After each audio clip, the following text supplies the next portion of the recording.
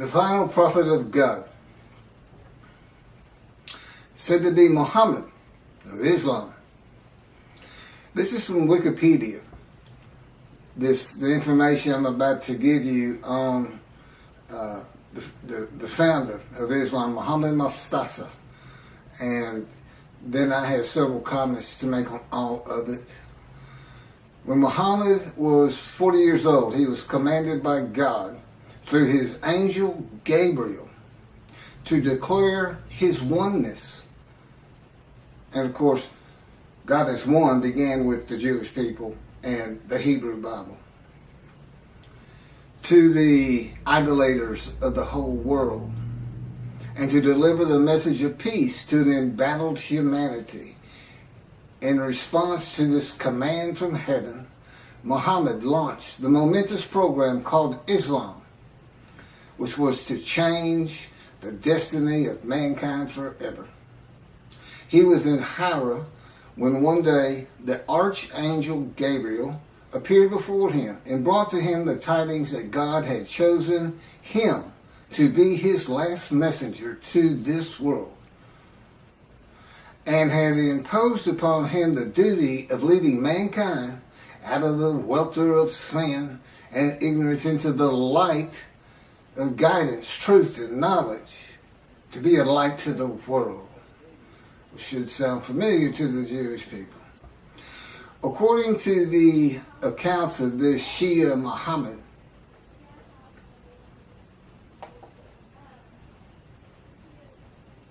well, I'm working on this. Again, I'm just getting started on all this. And I have a computer in front of me because my cell phone is not responding correctly this morning, and the Lord wants me to get this done. And Gabriel's not an angel. Clearly, they plagiarized the Hebrew Bible and put into their own cultural laws and norms and what they consider morality. And of course, Christianity is based around a story. Just that, a story. They call it the greatest story ever told. I agree.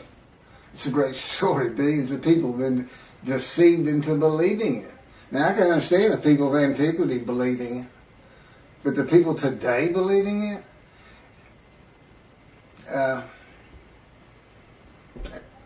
I really don't know what to say about that. I don't know how you can believe God made a human sacrifice to you, and by his blood, by his stripes, we are healed.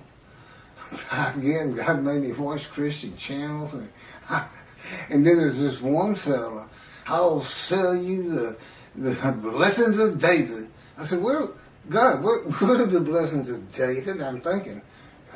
He said, there are no blessings of David. He's making it up. People believe him. They send their names in with money, and he says their name on the air, and that's what they really want.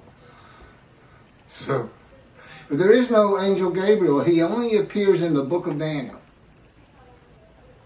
He only appears in the book of Daniel, who is not a prophet, and it is not a book of the prophets.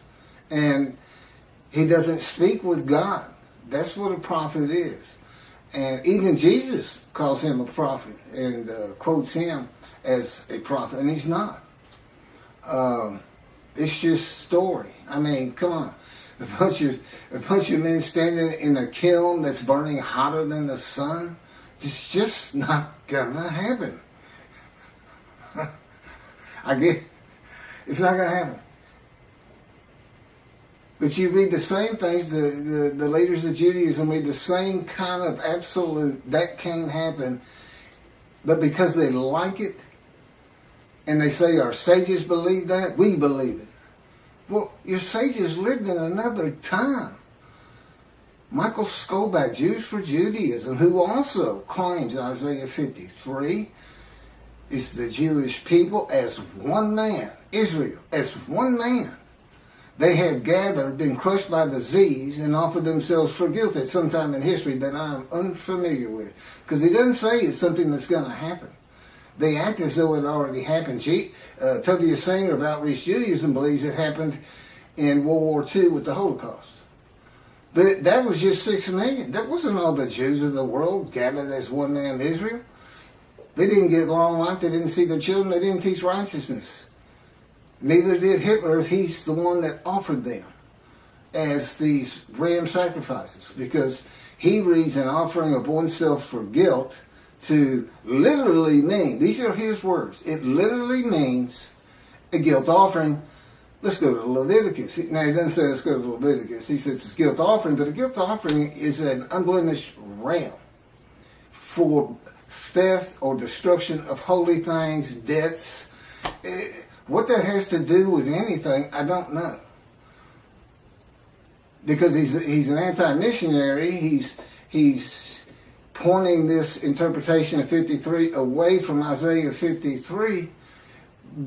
But they think they're forgiven of sin. They're not worried about theft and destruction of holy things. They're not worried about that. So I don't know what he's doing, except reaching, really, really reaching. I think the description of a man marred so much beyond human appearance, semblance, and all this plague afflicted, that the Holocaust just grabbed him and he just made it fit. Well, that's what the Christians do. They make Jesus fit.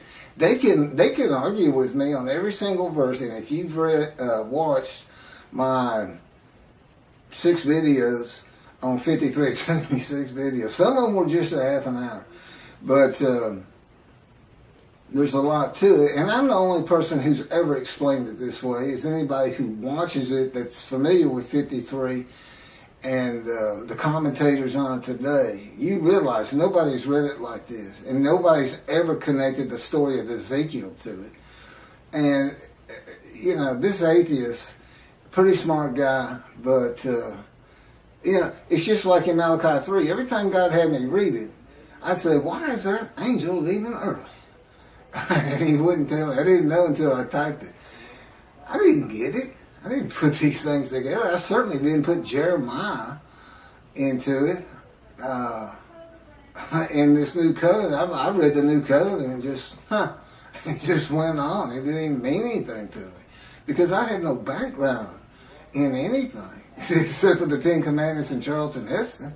It's a great show, but there's been some better 10 Commandments since. I've seen them all. But anyway, Gabriel appears in, I think it's 2 chapters, and he's described as a man. A man. Gabriel, a man. And it's in a vision. It's not something where God says in heaven, I have angels, and it's the angel Gabriel, and Archangel so-and-so, the fallen angel, Lucifer. You can't find that in the Hebrew Bible. It came from Christianity. So Islam, which didn't begin into the 700s, Common Era, I think that's the date here, with Mohammad, long after Christianity, which would have been, before the Talmud was put together. Judaism, when it really became formal, was with the Talmud, I would suppose, and putting the entirety of the Hebrew, all the scrolls together and canonizing it. And it looks like they plagiarized both books. Both books. And like I said, put their own cultural laws, rules, morality, and philosophy into it, but taking the basics. There's Abraham. He's in it. And now, I don't know if Muhammad is supposed to be a descendant of him or not. But here's what happened. So, he says he's the last messenger, the last prophet of God. That's what's on their mouths, not the last messenger. It's the last prophet of God. According to the account of Shia Muslims, Muhammad Mustafa, far from being surprised or frightened by the appearance of Gabriel, welcomed him as if he had been expecting him. Gabriel brought the tidings that Allah had chosen him to be the last messenger to mankind, and congratulated him on being selected to become the recipient of the greatest of all honors for a mortal in this world, from Al-Islam, the birth of Islam, and the proclamation by Muhammad of his mission. That's in Wikipedia. Muslims believe that the Quran was orally revealed by God to the final prophet, Muhammad, through the Archangel Gabriel, incrementally over a period of some 23 years, beginning in 609 Common Era, when Muhammad was 40 years old. That's an oral tradition. That sounds familiar. That's what the Talmud is. It's the oral tradition written, so it wouldn't be forgotten.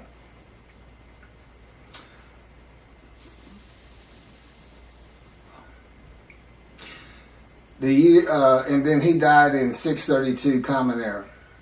Muslims regard the Quran as Muhammad's most important miracle. He worked miracles like Jesus did. You know, he could bring tidal waves with fish to feed the multitudes. And Jesus fed 5,000 with 2 loaves and 5 fish, or 2 fish and 5 loaves, something like that. Fed 5,000 people. And a proof, his book, the Quran, a proof that he was a prophet, that God spoke to him through Gabriel, the angel. This Quran was the culmination of a series of divine messages, starting with those revealed in Adam and Eve, and ending with Muhammad. According to tradition, several of Muhammad's companions served as scribes and recorded the revelations. Shortly after his death, the Quran was compiled by the companions who had written down or memorized parts of it. That's from Quran in Wikipedia.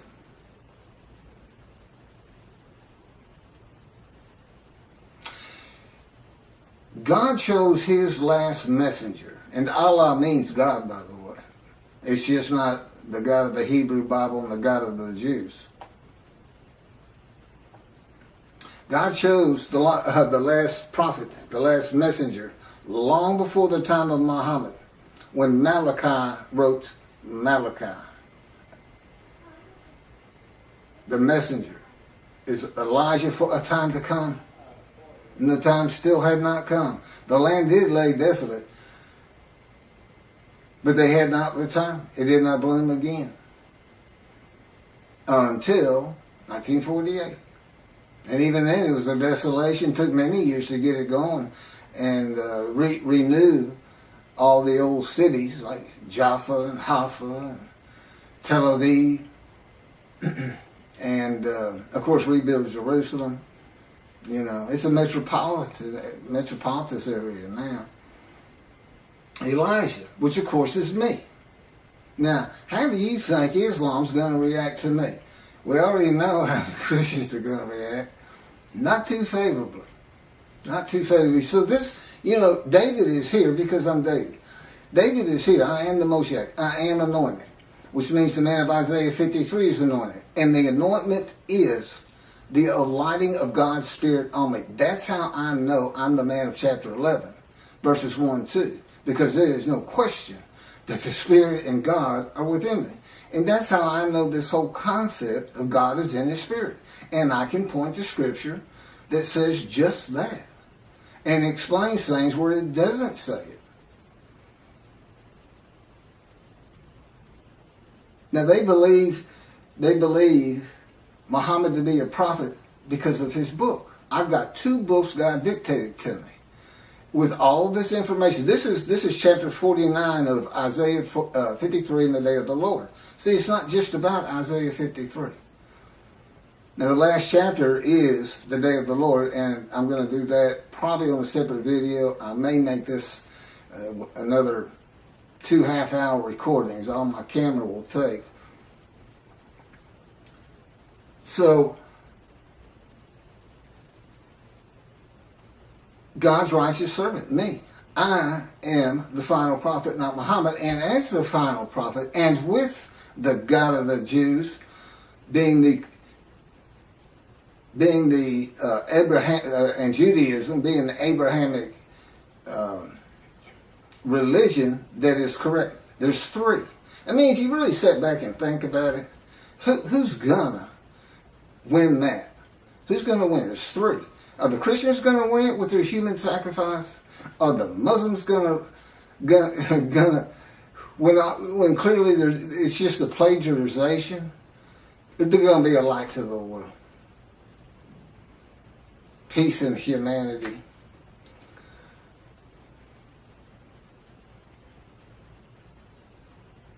And they got there by stealing somebody else's book. They took the book of the children of God also. The Christians attached it. At least they didn't attach it to the Koran. You know, I mean, that's a plus in their favor, I suppose. I'm going to go ahead and start into chapter 50. I didn't know all that. I didn't know that they were using an angel that doesn't exist. And he doesn't. I've been to had it envisioned and told and in no uncertain terms that there's no such angels. There's no Michael. There's no Lucifer. There's no fallen angel. It's just part of a story because that's what the people in antiquity and today too, to an extent, they just like to believe in that. The Christians got so much jumbled up in their minds. So much of their religion conflicts and doesn't make sense. And they've got entire armies of demonic forces that are at war with God and this and that. I promise you. I know his power like the back of my hand. And there's no contending with him. Whatever he thinks is. He just wills it. Gone. You know. He can take this world and turn it into a pea. The size of a pea just by thinking it. He set off the Big Bang. That's how Genesis starts out. He divides light from dark and this and that. Yeah. We're the dark. And the division is the platform of heaven. And we know we're in the dark because he had to put suns in there for us. So it's kind of a blend. You have to look. The universe, his universe, the unseen realm, and then the real. The universe of real, which is like, you know, objects, solid things, stuff you can see, came with the Big Bang. And it's all within his original unseen realm. So we're a universe in a universe. It's not parallel universes, just one inside another. Totally different from each other. Science, totally different. We can never see the unseen realm except what he would place in our minds. I mean, he can place an angel Gabriel in my mind if he wanted to and have me believe it, and I would. But he doesn't. He's very real and matter of fact. And the fact that at this time, people are still believing the things of the people of antiquity who they didn't know anything. They didn't know anything, and they couldn't go there and say, "Well, I want to check that out. I don't know about that." You know, they couldn't. There's no bookstores, no schools, no teachers. About all you could learn from the wise men was the Hebrew Bible for the Jews, and they spent their life in that book.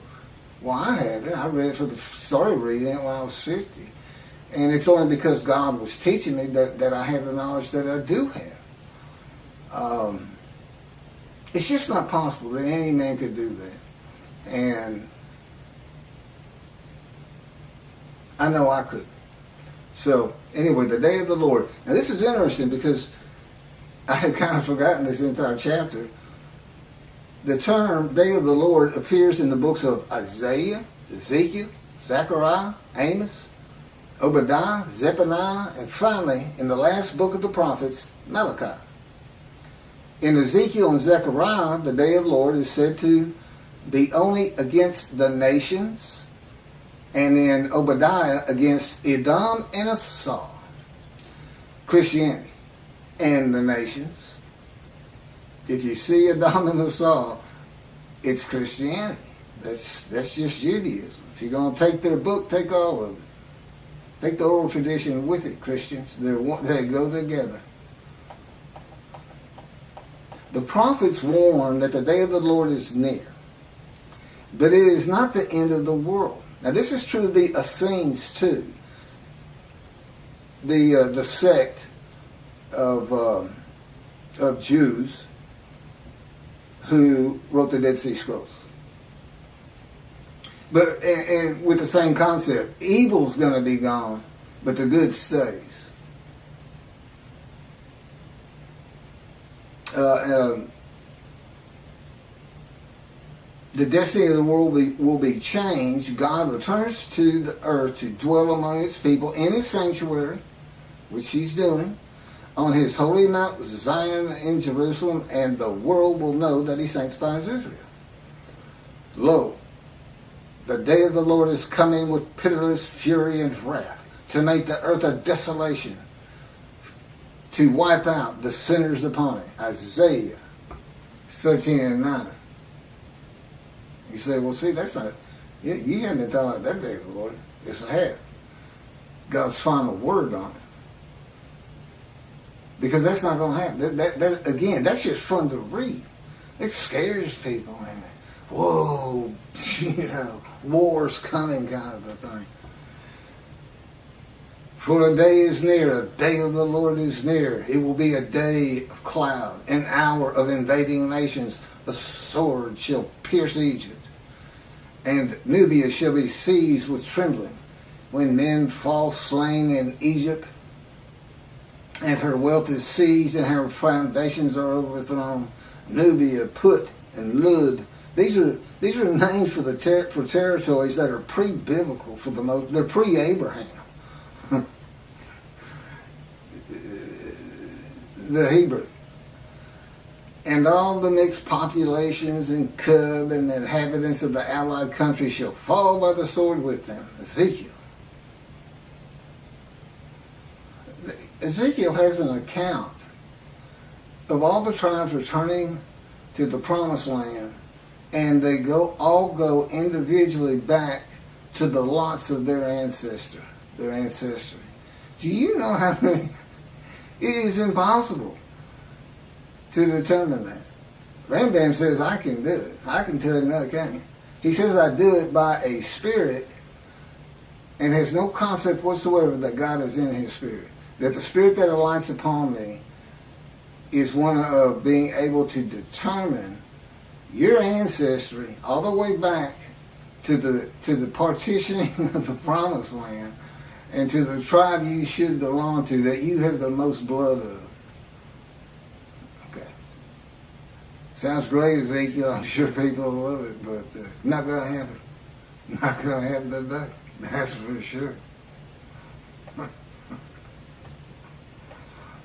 Yeah, David's here. The peace in the world. I'm here. It's just about undeniable. This is like 100 times more proof than Moses had. Nobody even knew he was writing the Torah. I'm sure nobody knew. And if they did know, they didn't care. And the fact that God was telling them, they may have believed, they may not have. Many of them would ask him, how do we know you're talking to God? Today he'd say, well, read this. It's called Leviticus. You think I woke up and wrote God's laws without him telling me what to do? Because I thought that's what he was telling me? That's the Christians. I'm getting the word from the word. For some reason, they call Jesus the word before he came into body. So they get a word from the word. The word, I think, means God. I'm not sure.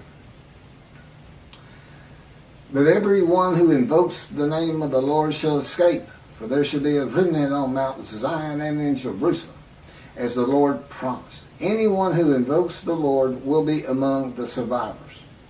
That's from Job.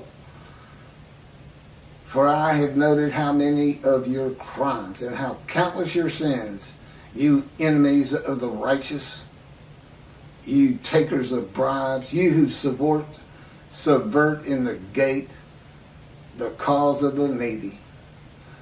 Surely, at such a time, the prudent man keeps silent, for it is an evil time. Seek good and not evil, that you may live, and that the Lord, the God of hosts, may truly be with you, as you think, hate evil.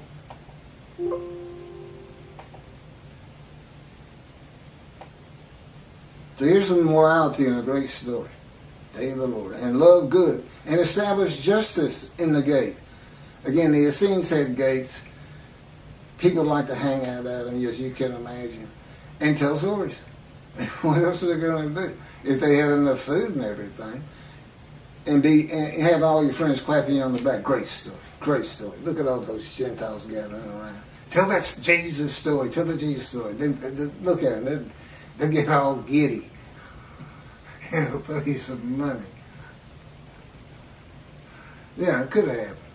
Could be like that. And I got a real long, I'm going to skip this one from Zechariah, but finishing up with Zephaniah on this coming of the end of evil. And I will bring distress upon men, that they should walk like blind men, because they have been sinned against the Lord. And their blood should be poured out as dust, and their flesh as the dung. Oh, come on. Okay, you're going to let me read a little bit of this one. This is from Zechariah. Now, see, this is like watching a zombie movie. This is like watching a heart show. And we are, most people love to see those every so often, especially as when you're young. As for those people that warred against Jerusalem, the Lord will smite them with this plague. Their flesh shall rot away while they stand on their feet. Their eyes shall rot in their sockets, and their tongues shall rot away in their mouths.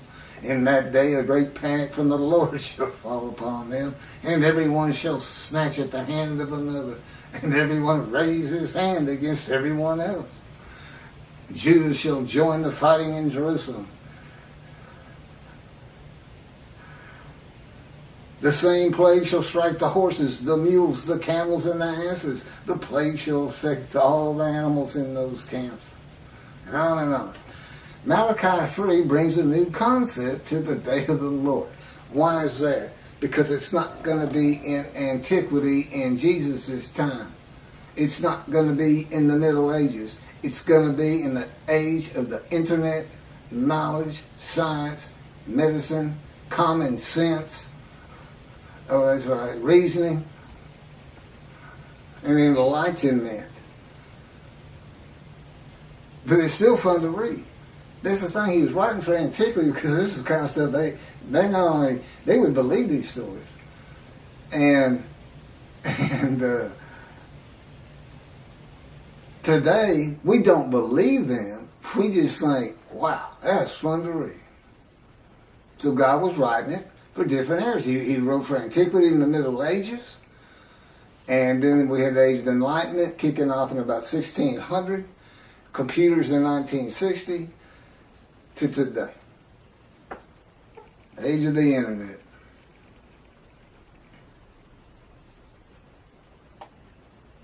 So what new concept in the day of the Lord does Malachi bring?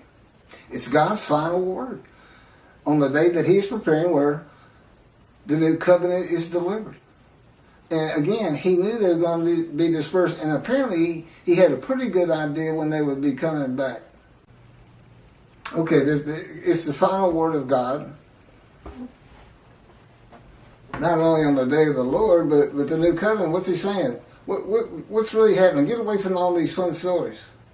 He's coming with a covenant of friendship. He says you're going to be safe from now on.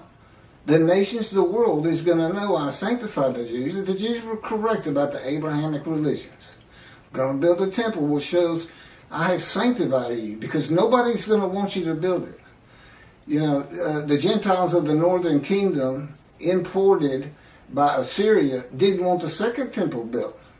They obstructed the building of it and tried to stop it completely with letters to Cyrus or to whoever was leading Persia at the time they sent the letters. And he says, new covenant, everybody's going to be sin free, holy seed. And since he did the same thing with the exiles, he never says, I'm making you a holy seed to build the temple. He never does say that. But that is what happened. And it's going to happen again. He's going to have that temple built, I don't know, 10, 20 years from now. I don't know. Presumably before I die. But now David, he died before the building of the first temple. Although he had a lot to do with gathering all the materials for it and the wealth that went into it. and Solomon had a home to be honored. There's always a lot of things happening again that are real. As a matter of fact, it took longer to build Solomon's house than the temple. So he must have had a pretty honorable abode, right? That and God talked to him. Now, God doesn't address the nations. As I started out, these different days of the Lord's in the various books, some are just pointed at Christianity, some is the nations. They kind of differ. But Malachi 3 is real clear. It's the Jewish people, the people of the land of Israel, as much as anything. That's the focus. When I come back, the sanctuary to be placed amongst his people in Jerusalem. Although the covenant, the friendship covenant does not say in Jerusalem. I think that's pretty much implied. Although as David purchased the Temple Mount for God after he had failed the test that God put him to, as kind of a making up for it. I bought you this land. And I could go back. There's people who have raised millions of dollars for the building of the third temple out there right now. Just on the belief it will happen. God will come. They just don't know how because of the false teachings. Teaching of antiquity. The teachings for people of antiquity. Well, the people today aren't of antiquity. Compared to those people, they are all brilliant geniuses. Every single person who has a computer is a brilliant genius. Knowledgeable. Over these people.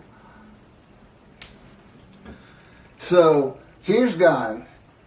Not only is he saying something different than your traditional day of the Lord, he's saying in future times, in the times where man is more enlightened, knowledgeable,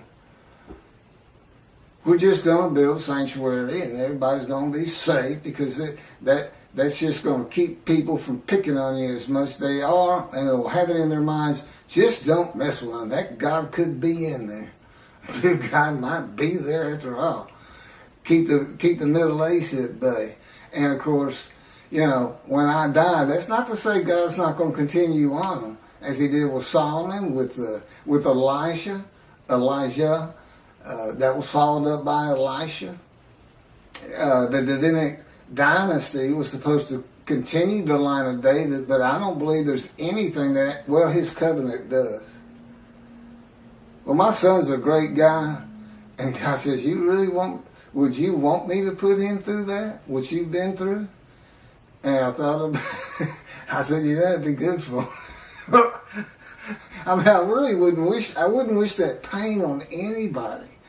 But it changes to so much for the good. And you can't really feel another person's pain. I know that pain. I still live in it. You can't imagine what happened to me just 2 months ago. Oh, I can't. I'm not allowed to tell you, and I wouldn't tell you. But it was brutal. It went from, I have my top 5 things that he's done to me, and it moved up to, it went by everybody to number 1. It made number 1. I hope that's the culmination of those events. So anyway, lasted about 3 months. So back to this. So it doesn't address the nations, but only Israel and its people, which is all Jews of the world. Everybody in the world is forgiven. Doesn't mean you go to heaven. Got to be in right standing. And hopefully this is going to be, there's all the Jews aren't coming back to the promised land, to Israel. But I think my presence, and particularly if you build the temple, and then consider this. The nation, if you think the Christians are friendly to you today, you're not going to be saying that 2 or 3 years from now. Not when you can put in their face, we told you we were right. Because that's what they're always telling you. You don't even know how to read your own Bible. That's Jesus. That 53 is Jesus. And you've got all the arguments that I'm putting before you. By the way, this Isaiah 53 in the day of the Lord, every single one of the 50 chapters is summarized in a paragraph. A few of them 2 paragraphs. as an addendum. If nothing else, you stop it. It's like 6 pages. I don't know how many pages. It might be more than that. Okay, it might be a lot more than that. But anyway, if you're in a bookstore, just flip to the back, read the addendum, and just see all the different things that are addressed that really are Isaiah 53. The first 20 chapters are kind of like, you need to have this knowledge. You need to know about angels and God in his angel. And a lot of I've kind of broached, but moving on. God says, of course, you've heard this, behold, I'm sending my messengers to clear the way before me, to build the temple, and the Lord whom you seek shall come to his temple suddenly. The messenger is Elijah in verse 23. As for the angel of the covenant that you desire, he's already coming. I've talked about that. The angel of his presence brings the new covenant, Jeremiah 31. All Jews are forgiven of their sins and iniquities. And it's going to be when I get my books published. That's when it becomes official from God's line. And even then, it has to be people who find out about it. Once you find out, whether you believe it or not, but when you start hearing you're sin free, that's when you need to avoid the evil inclination and really, really stress your Judaism and learning your Torah, which is the effect God expects, Torah on your hearts. And heed God, revere, and esteem his name. Because you don't want to miss what he's preparing. You don't want to miss it. You don't want to miss watching the evolution of the Jewish people from Abraham. He's going to pick, the guy's name will probably be, Poindexter or something. Who knows? He's so funny. But I'm sure, okay, it'll be serious, God says. He says, I let Keith cut up a lot. He's a human being. It's good for him. And I play along some. He'll tell you, it's not nearly enough. Or it's too long. Or it's not long enough.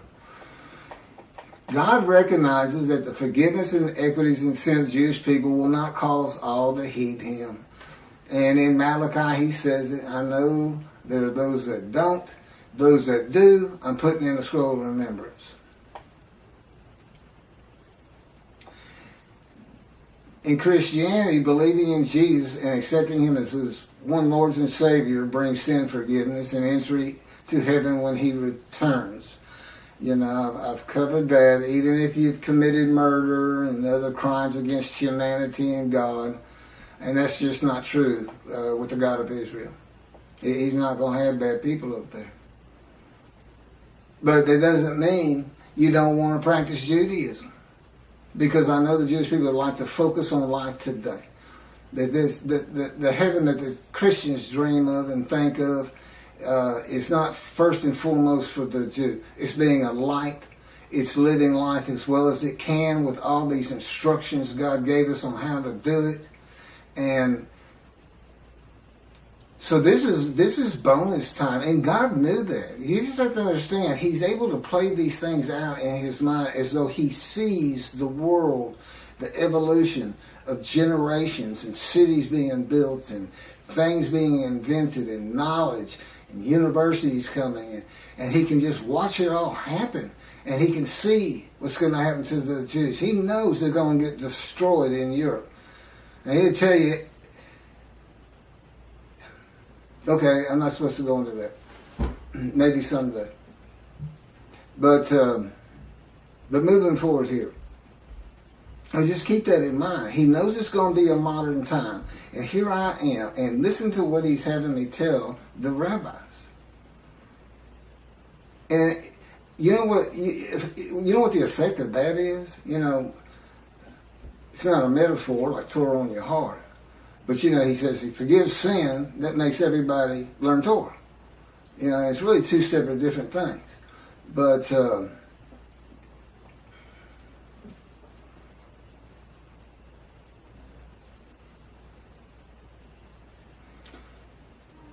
anyway, God knew in modern times of secularism and reliance on science, medicine, and technology that his righteous servant might not be recognized.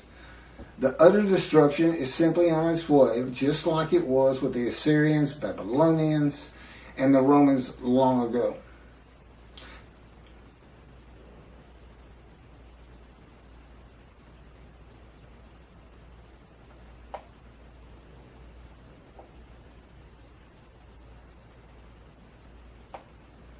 There's no mention in Malachi 3 of the destruction of the nations, as it is in some of the books and chapters and verses that I just read at the beginning of this video, or at least on the day of the Lord. It is implied there will be destruction in the land of Israel, because God says, if He doesn't do it, when I come, it will be with utter destruction, as though there's going to be some, and there would be, to take the Temple Mount. It'd have to be something like the 6-day war. I don't think Israel would ever just storm it and say, well, that's it, we're just tired of it. You gotta go. And unless there's some heinous act done, like a nuclear suitcase bomb, where they finally say, that's it. Only Jews in this land, and we don't care what it takes. That's what they did to us. They just threw us out. Took everything we owned, took our bank accounts, took our houses, took everything, just said go. We had to walk to the promised land.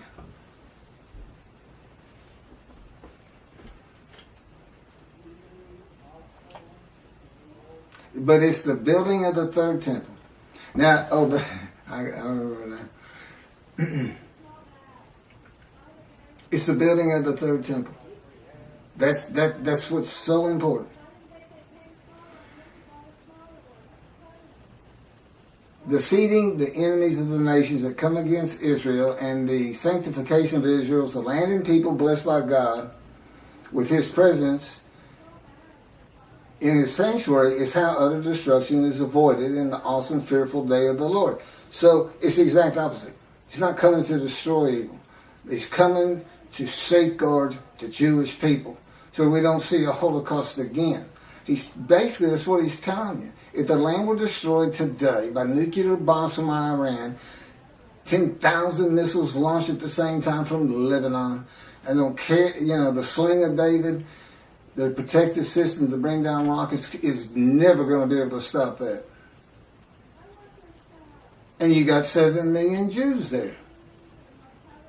And we lost 6 million in the Holocaust. And that's such a brutal thing and brutal time.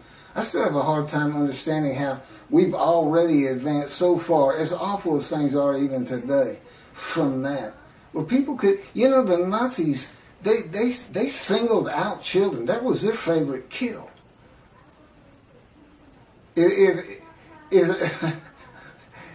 they were running low on bullets, instead of shooting the kid or gassing them, they throw them in those kilns alive. So,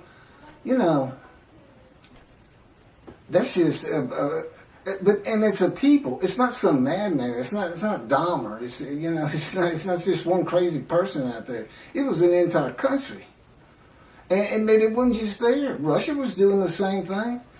They were hauling them out of their houses, making them dig ditches, and just going down. Family members, father, son, kids, or kids first, boom, throw them in there. Whole blocks, whole neighborhoods. I don't want some of the visions he's given me to make me really feel and understand what would it be like for the Gestapo just to break down your door, and you're sitting with your family at dinner and you have no clue who they even are, and all of a sudden everybody's being murdered, and your girl's raped first, and your wife. I mean, and he put me into it's, we can think about it and be horrified. But he can make it so real, it's as though you're there, but it's still different once you come out of the vision. It's a lot different. One, you're not scarred by it. But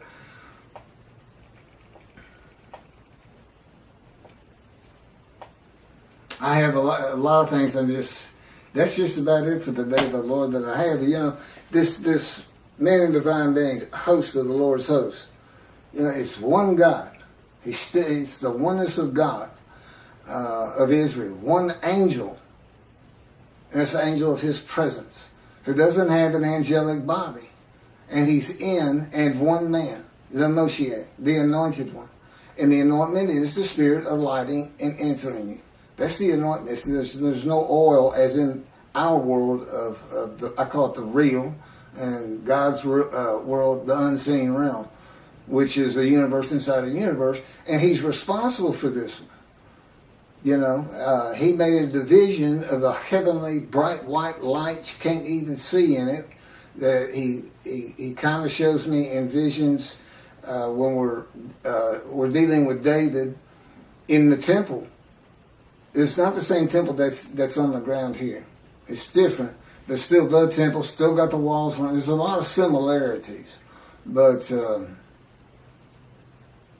in one vast room, it's that bright white light, and in the other is the king's throne and the water coming out and flowing down the steps out front. And so here he is in a future time. See, a time is coming in the future, in the year. He didn't say in the year 2020 or anything like that, but again, he knew exactly what was going to be like. He knew to come to me in 1957 or select me when the first satellite was launched into the air by Russia, Sputnik. And he said that's when he touched my arm and disfigured me. He really won't. You know, you say, well, how can you not trust him or not believe him or this or that? Because I'm in the fire of refinement. Lying to me is just part of it. And he finds it so humorous to make me think I'm coming out of this thing. And I thought it 11 years ago. I thought we were done with all the pain and shenanigans and adventures with Christianity. He said, Christianity knows you're here. I said, they know who's here? You're the man Jesus claimed to be. Isn't that funny? Jesus says in the New Testament to his people, to his 12 at least, do not listen to those who come in my name. It's kind of funny because if he comes, he said, I'm Jesus, then I'm supposed to listen to him. But the fact is, he came in my name. He came as the teacher of righteousness. He came as the man of Isaiah 53. He came in my name, and that's given me all kinds of trouble to get this thing going, to do what I have to do for God, to keep utter destruction from Israel, and to save the Jewish people. I've got these Christians who believe in human sacrifice. I got these rabbis who believe a man of 100 years is suddenly going to be thought a child, and every single human being, every Chinese, every Korean, every Eskimo, every one of them suddenly are going to go, the Jews have been right all along. We need to exalt them. Let's take our stuff and give it to them and till their land for them. And look, there's no pain anymore. It's like I died. The Messianic era is heaven on earth. That's what antiquity believed in, and the resurrection. So I got to deal with that. Aren't they supposed to be protectors of the Jewish people? Follow God's laws, have better lives, morality. Look at, you don't just go hurt people. You don't keep people from doing what they need to get done with lies and false teachings. Oh, I'm sorry, I fell into the rabbis again. I call it a lie when you say the Jewish people gathered as one were stricken and plagued with disease as one, and as one offered themselves for guilt to God, passing a test of devotion, and that they then went out and had long lives, all saw their children, and they made the rest of the world righteous. Well, let's see you do it, Israel. Hey, rabbis, Tobias Singer, Michael Skolback, all you people who preach Israel as the man, the Jewish people,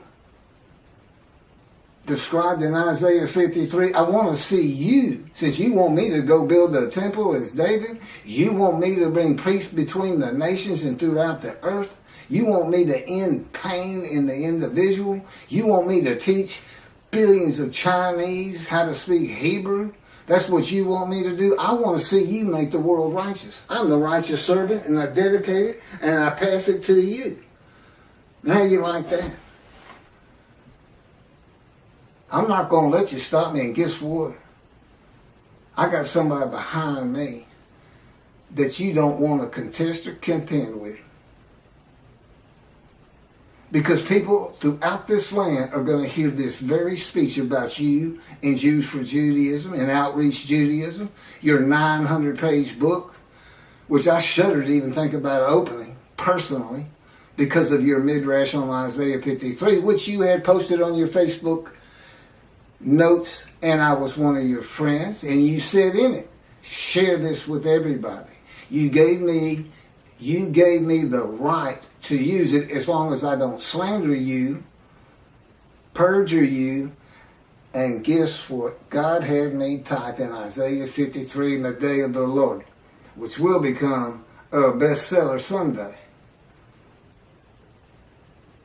A big part of your midrash on the human sacrifice of the blemished rams by Hitler,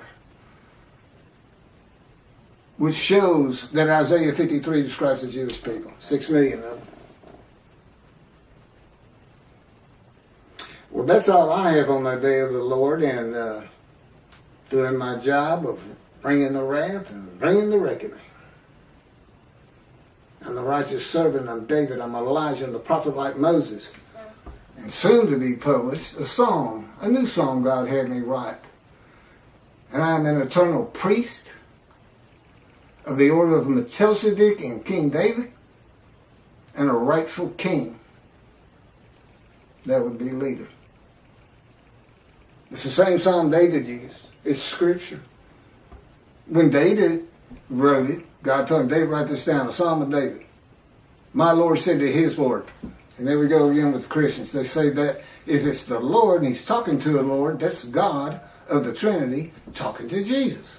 What's the problem? One of them's capitalized and one's not. What was the other big reason? Well, just read it. It's a song about him. It's written by somebody who works for King David, a servant, something in the kingdom. He's writing of him when you read it, because he would be Lord to this man. He's a lowly servant. Yes, Lord. You know, he's a king. That's what you say. It's not Jesus. It's not meant to be Jesus. It's not a, what do they call it? Epiphany of Jesus? I don't know what it is. God wrote stories that have meaning that's just not right there until you know the story of Jesus. I got to end with this, since I apparently still got a little camera time. So, nothing is ever written about Jesus. Okay, nothing in Dead Sea Scrolls, nothing by them. No commotion at the gate, Essendon gate with Jesus saying that, you know, you can't say you're the righteous servant because our founder is the righteous servant.